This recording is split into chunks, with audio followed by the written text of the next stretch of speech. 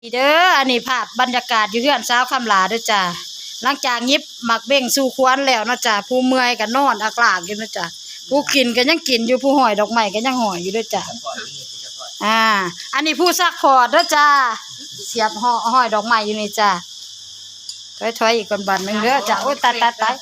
ที่เกือบนอนกับไม่ได้นอนนอนกับไม่ได้นอนลาเด้อนอนกับมีอยากเอาลงอยากจะเอาลงเล่าลงดีทูคนที่ซักพอร์ตข้าพเจ้านี่นั่งคำลานี่นะเราลงผู้นอนเราไม่ได้ลงขอเสียงเด้เมื่อยไรบ่อย่างเมื่อวานนี่เนี่ยบรรยากาศเฮือนนั่งคำลาเนาะเกี่ยมงานเด้อจ้าเกี่ยมงานดองร้านไส้เด้อจ้ามีซ้ำนี่ละจ้าคลิปมื้อนี้นะฝากกดไลค์กดแชร์นะเด้อจ้าฝากเด้